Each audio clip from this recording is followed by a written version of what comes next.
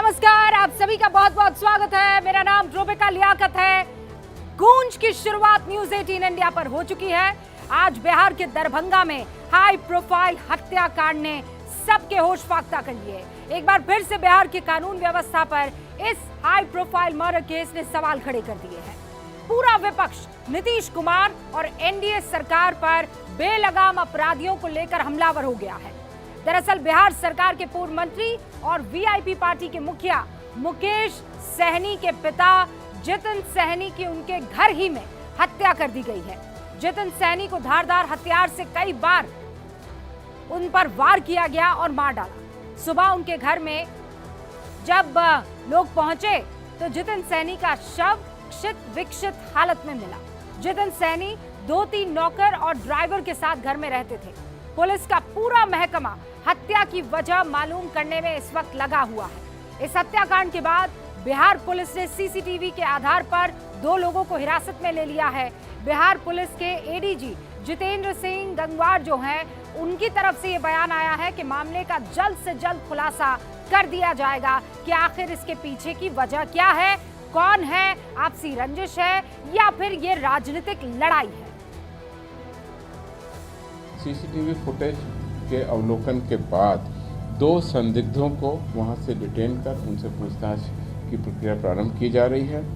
सभी बिंदुओं पर पूरी गंभीरता और संवेदनशीलता के साथ बहुत ही बारीकी और सघनता के साथ जांच की जा रही है। हम लोग शीघ्र ही कांड का उद्भेदन करने में सक्षम होंगे और घटना में संलिप्त अपराधकर्मी को गिरफ्तार करेंगे, ऐसी हमारी टारगेट है।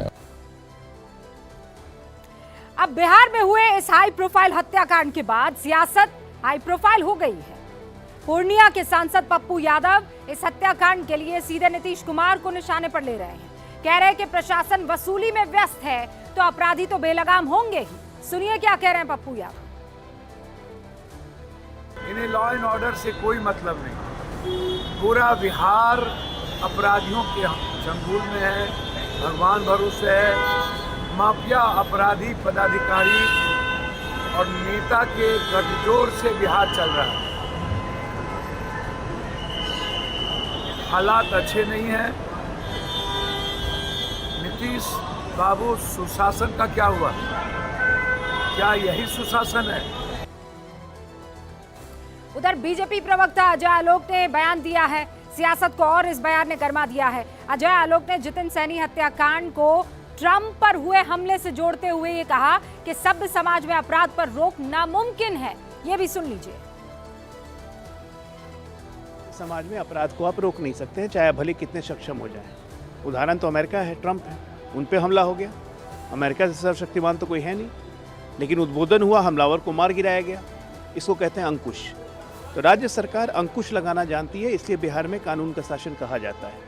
और मैं आपको कह देता हूं कि इसको गंभीरता से लेते हुए बिहार पुलिस 72 घंटे के अंदर इसका उद्बोधन कर देगी।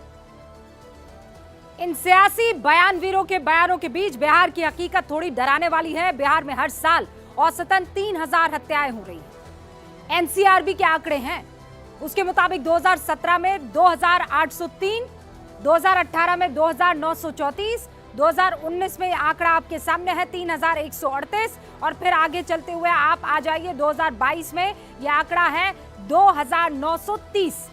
ये हत्या की वारदात बिहार में हुई है। चढ़ा मामला, फिर उतार पर दिखा, फिर चढ़ा।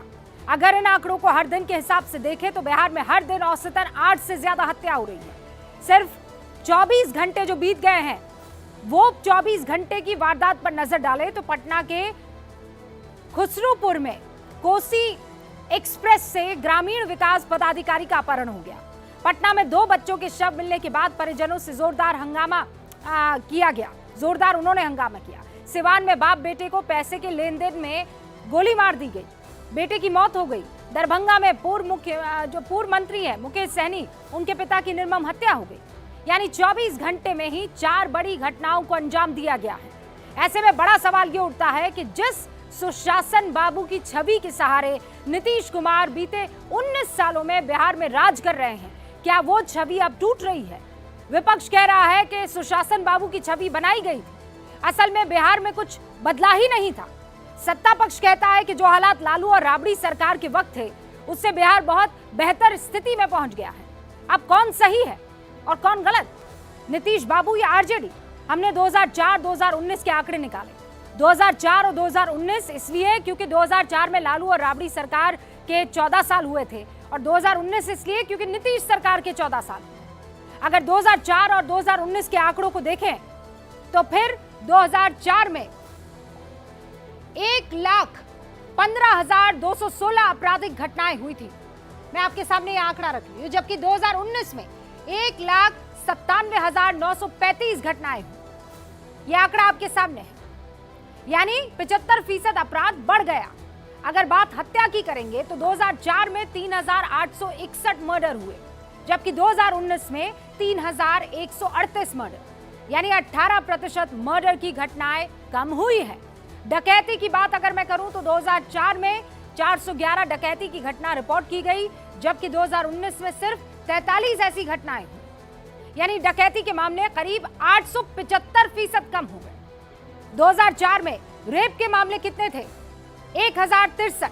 2019 में कितने हैं? 730, यानी 25% घटनाएं कम हो गई। जबकि इस दौरान बिहार की जनसंख्या 8 करोड़ से बढ़कर अब 12 करोड़ हो गई है। 50% की वृद्धि हुई है। अब इन आंकड़ों को देखकर नीतीश कुमार कह सकते हैं कि हमारे शासन में तो हालात बेहतर है, लेकिन एक और आंकड़ा जो बिहार पुलिस ने जारी किया है उसके मुताबिक हर 1 लाख आबादी पर अपराध के मामले बढ़े हैं।